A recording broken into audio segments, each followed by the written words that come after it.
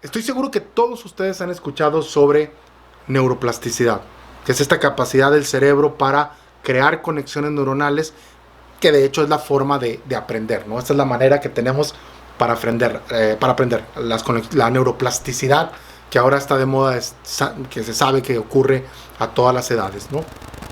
Con diferentes matices, obviamente de niños tenemos más plasticidad que de grandes, pero también de grandes podemos aprender muchas cosas.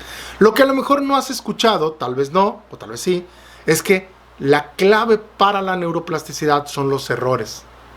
Es decir, tu cerebro se pone en un estado que permite la neuroplasticidad justamente cuando comete errores. O sea, los errores son la clave, digamos, de la neuroplasticidad. No hay neuroplasticidad sin errores, digámoslo así, ¿sí? Y el problema es que a los humanos no nos gusta cometer errores, ¿sí? Porque cuando cometemos un error, la primera reacción que tenemos es una reacción de frustración, ¿sí? La frustración. Y la frustración lo que va a hacer es que te va a alejar de la situación en la que estás, ¿sí? Yo comentaba ahorita que la matemática se tiene que aprender, o sugiero que se aprenda con retos. Cuando yo te pongo un reto para aprender, o cuando tú te pones un reto a ti mismo para aprender, pues obviamente lo más probable es que vas a cometer un error, porque estás enfrentándote a algo difícil. La cuestión aquí es, déjenme platicarles más o menos rápidamente. Les voy a dejar una referencia a un episodio de Andrew Huberman sobre errores, aunque está en inglés, pero espero que les guste a algunos. Pero les voy a dar un resumen así más o menos rápido de qué es lo que pasa con los errores y por qué es importante, de acuerdo como yo lo entendí, ¿sí? Resulta que cuando los errores lo que van a hacer es van a producir varias hormonas en el cerebro. Primero que nada, la epinefrina, que me parece que es como la adrenalina en el cerebro, y esa hormona tiene como que esta reacción en el cerebro de ponerte en alerta, ¿no? La adrenalina te pone en alerta, te despierta, ¿no? Y por eso cuando uno comete un error, lo primero que hace es como que estar alerta, ¿no?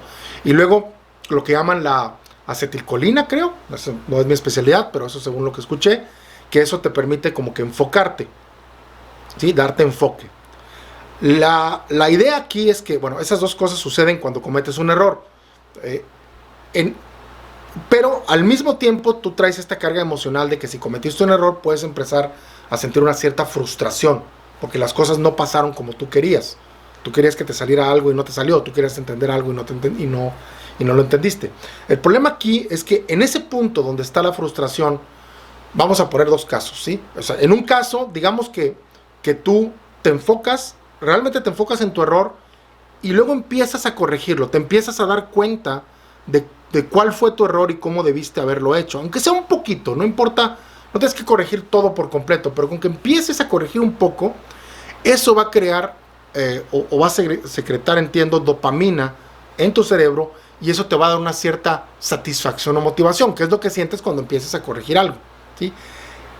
El problema es que no necesariamente va a pasar eso. Si cuando tú sientes la frustración, o sea, tienes la alerta, tienes el enfoque y tienes esta frustración, y tu reacción es mejor me alejo y dejo el reto por ahí y ya no me enfrento a él, entonces pierdes por completo esa oportunidad de corregir, y entonces pues no vas a tener esa neuroplasticidad. O sea, lo que sucede es que esa dopamina, cuando estás haciendo la corrección, lo que hace que tu cerebro tenga esta posibilidad de crear esta neuroplasticidad, estas nuevas correcciones. Es decir, dicho de otra manera, el buscar las correcciones de tus errores es lo que genera o lo que permite la neuroplasticidad.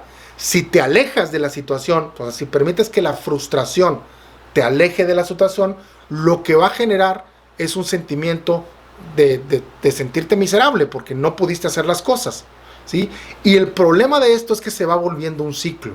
O sea, si tú estás acostumbrado a que cada vez que cometes un error te alejas y lo dejas ahí y te quedas simplemente con el sentimiento de frustración, lo que estás alimentando es un ciclo de frustración, y entonces asocias la actividad a una frustración, que es lo que le pasa a la mayoría de las personas, y por eso dicen no me gustan las matemáticas, porque estuvieron creando ciclos de frustración con eso, cuando la manera correcta, digamos, es en cuando tienes un pequeño nivel de frustración, cuando empiezas a sentir la frustración, lo que tienes que hacer es empujar un poquito más y corregir al menos algo, un poco. Y este es el secreto.